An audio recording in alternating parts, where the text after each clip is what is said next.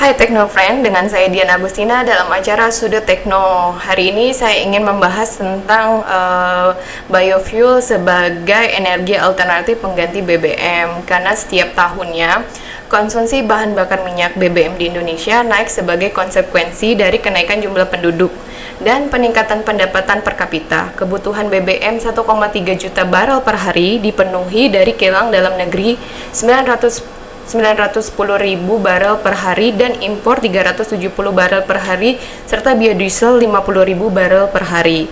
Akibatnya, negara mengalami defisit neraca perdagangan tahun 2018 sebesar 8,57 miliar US dollar yang sebagian disumbangkan dari defisit impor migas sebesar 13,4 miliar US dollar. Oleh karena itu, harus ada upaya untuk mengurangi impor BBM dengan melakukan diversifikasi BBM dengan sumber energi lain, terutama bahan bakar nabati atau green fuel. Nah, oleh karena itu hari ini saya ingin banyak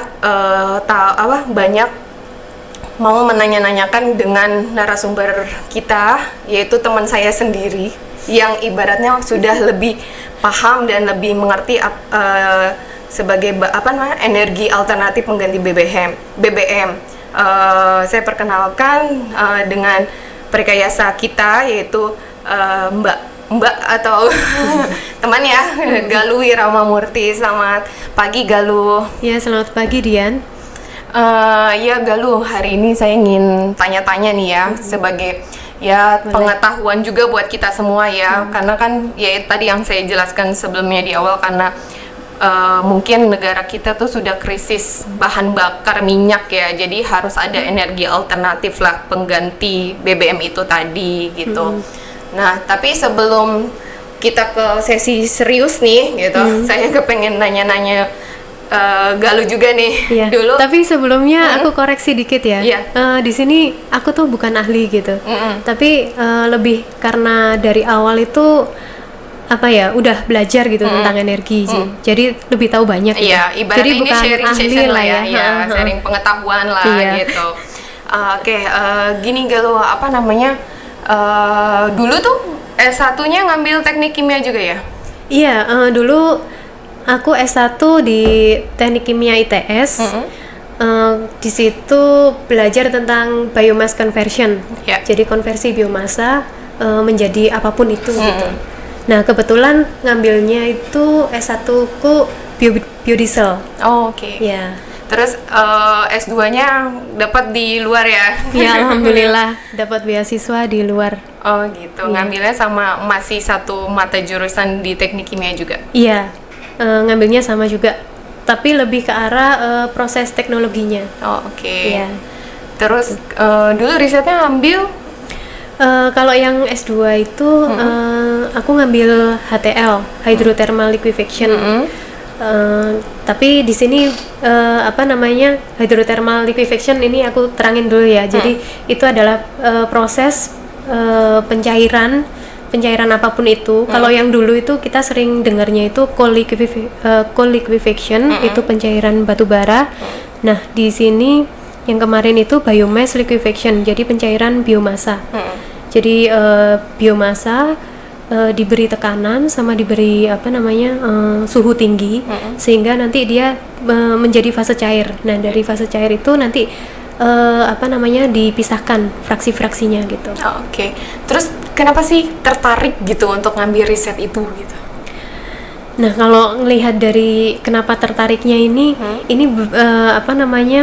dilihat dari sejarahnya dulu ya, biofuel itu. Jadi biofuel sendiri itu ada 3 generasi. Jadi generasi yang pertama itu bioetanol dan biodiesel. Tapi bahan bakunya itu diambil dari bahan pangan.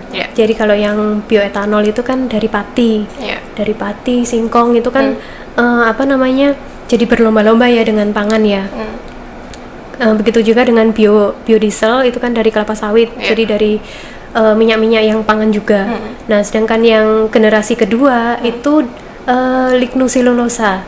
Jadi kebanyakan dari pemanfaatan limbah. Jadi limbah dari seperti limbah kayu, limbah pertanian gitu. Nah, itu yang diolah lebih lanjut menjadi energi gitu. Nah, sedangkan yang generasi ketiga itu mikroalga. Jadi di situ ada campur tangan dari manusia untuk merekayasa genetiknya. Nah, saya tertariknya itu mengambil yang generasi kedua gitu. Jadi pemanfaatan dari limbah-limbah pertanian yang ada dan itu kan lebih banyak gitu dan tidak berkompetisi dengan pangan gitu. Nah, itu dimanfaatkan untuk energi atau yang lain. Kalau hydrothermal liquefaction itu pemanfaatannya lebih luas lagi sih gitu. Jadi nggak hanya biofuel aja. Oh gitu. Terus sekarang itu gambaran dari riset yang udah pernah Galuh ambil ya. Sekarang kita langsung ke topiknya, yaitu biofuel sebagai energi alternatif pengganti BBM ya kan. Boleh dijelasin nggak sih biofuel itu tuh apa? Biofuel itu adalah bahan bakar yang dihasilkan dari tanaman atau apapun itu yang berkelanjutan gitu. Jadi bisa dari mikroalga, bisa dari tumbuh-tumbuhan gitu. Jadi sustainable. Yang jarak itu termasuk ya? Jarak itu termasuk? Iya, jarak, minyak kelapa sawit, kelapa, kemiri-sunan. Jadi itu bisa dipakai untuk biofuel. Gitu. Terus bagaimana cara biofuel itu dihasilkan? Nah, biofuel itu sendiri tuh jadi bermacam-macam dia. Jadi ada, kalau yang di unitku ya itu ada biogas, terus ada yang berbahan bakar cair. Nah, itu macam-macam juga, bahan bakar cair pun itu macam-macam. Jadi ada yang biodiesel, ada yang gasolin berbasisnya. Nah, ini yang ditanya yang mana nih? Kalau yang biodiesel itu prosesnya dari transesterifikasi. Jadi dari minyak kelapa sawit, minyak nabati, kelapa sawit ataupun minyak jarak, kemudian direaksikan dengan metanol, ditambahkan dengan sedikit katalis, kemudian menjadi biodiesel dan gliserol.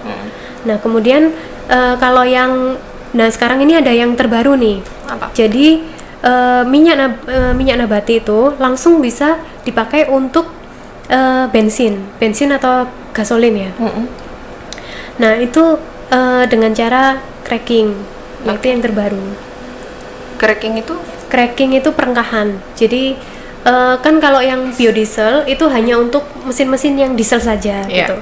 Padahal kebutuhan kita kan di sini banyak yang untuk kendaraan yang berbensin ya, berbahan bakar bensin gitu. Nah, jadi kalau yang biasanya produknya itu diesel, hanya untuk diesel aja, diesel untuk bis, kendaraan besar-besar. Nah, yang ini untuk berbahan bakar bensin.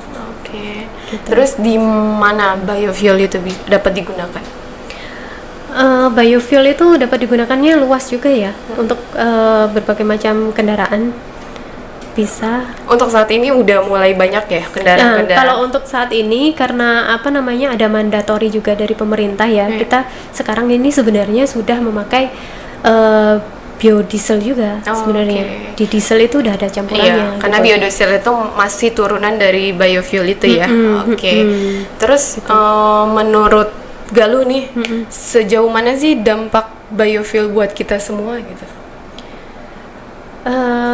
Yang jelas biofuel ini ada hubungannya dengan erat itu dengan lingkungan.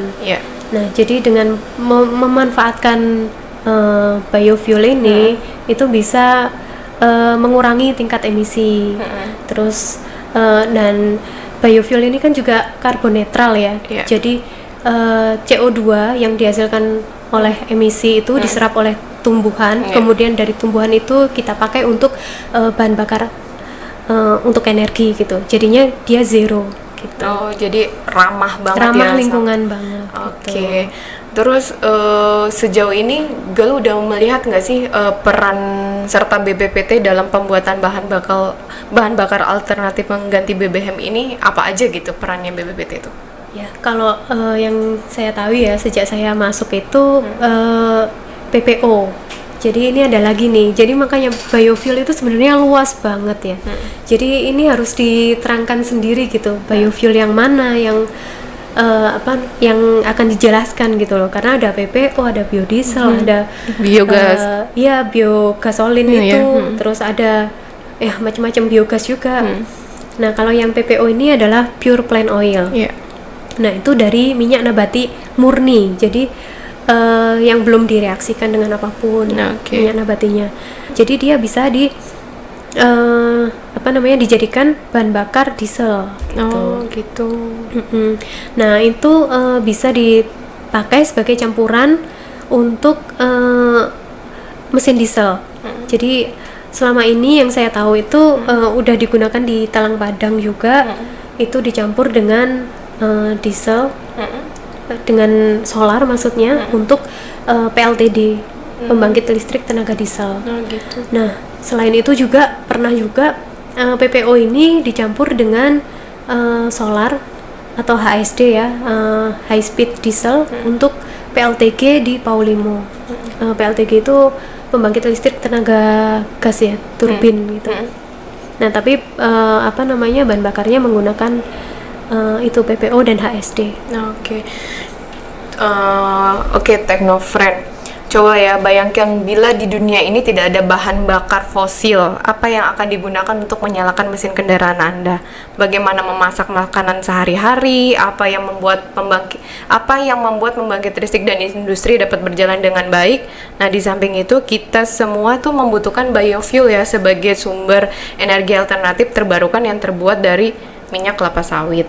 Apalagi kan setahu saya ya, Indonesia tuh kan kaya banget ya sama perkebunan kelapa sawit gitu kan. Iya, betul. Kalau nggak tidak diolah dengan baik, ya sayang banget gitu. Terus Mbak, menurut Galuh, biofuel itu tuh pas nggak sih benar-benar jadi energi alternatif pengganti BBM itu? Menurutku ya pasti, karena kan dia tidak merubah infrastruktur yang ada gitu. Karena kan kalau merubah infrastruktur, wah mahal banget itu kan. Jadi kita harus menemukan bahan bakar cair gitu, pengganti fosil. Apa itu? Nah itu biofuel yang paling cocok. Karena kalau mobil itu kan juga berarti kan kita harus mengganti infrastruktur mobil dan lain-lain. Selama ini kan semua mesin dijalankan dengan bahan bakar cair gitu. Nah, terus saya pernah ya dulu pernah dengar gitu di unit kerja Mbak sebelumnya dulu sebelum PTC kan TPSE ya. Itu kayaknya pernah ada launching yang biofuel untuk pakai mobil dari Toyota itu yang berjelajah dari roadshow itu sampai sekarang masih digunakan ya Mbak? Iya masih digunakan. Jadi maaf itu Dian, itu jadi saya juga belum tahu karena itu sebelum saya masuk sih. Kegiatan itu sebelum saya masuk. Ya dengar-dengar memang ada roadshow ya ke Makassar kalau nggak salah gitu ya. Nah itu tapi itu bahan bakarnya itu PPO. Jadi PPO dicampur dengan solar, kemudian dipakaikan di kendaraan yang bermesin diesel. Gitu. Dan itu dual fuel ya, jadi bisa dipakai kalau ada PPO atau kalau nggak ada juga bisa gitu.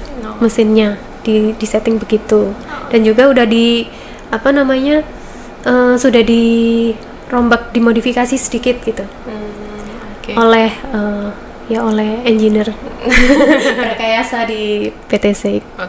Terakhir ya sebelum kita sudahi nih, harapan ke depan Galuh gitu terkait pemanfaatan biofuel untuk pemerintah atau mungkin untuk lingkungan kita sendiri itu gimana? Ada nggak harapan terbesarnya apa gitu? Karena kan susah ya, maksudnya untuk kita udah kayak terus-terusan menggunakan energi yang ada gitu. Jadi kalau ada yang sesuatu yang baru kan pasti dari pihak terdekat pun kayak sulit untuk melakukan itu gitu. Kira-kira ada nggak sih harapan ke depannya seperti apa? Iya sih, kalau melihat prospek dari biofuel itu sendiri memang susah banget diterapkan ya. Dan ini harus ada campur tangan dari pemegang regulasi gitu loh, yang pembuat regulasinya gitu loh. Jadi ya kalau bisa ya memang apa ya, harus ada ketegasan juga dari pemerintah untuk memanfaatkan biofuel ini gitu, dan menambah juga apa namanya, energi mixnya gitu loh, bauran energi yang saat ini tuh paling banyak kan digunakan itu fosil gitu. Jadi ya sebaiknya bauran energinya juga diperbesar untuk yang biofuel gitu. Jadi kita juga bisa berkembang. Tapi ya selain itu juga harus didukung oleh kebijakan pemerintah gitu loh, dengan menambahkan insentif untuk perusahaan-perusahaan yang mengembangkan biofuel gitu. Terus memberi insentif juga kepada pengguna biofuel gitu, dengan memberi diskon atau apa ya, saya kurang tahu ya itu ya. Pokoknya gitu. Intinya peran pemerintah tuh sangat penting banget ya untuk nggak terasa Teknofriend, waktu kita sudah selesai untuk wawancaranya dengan teman saya ini.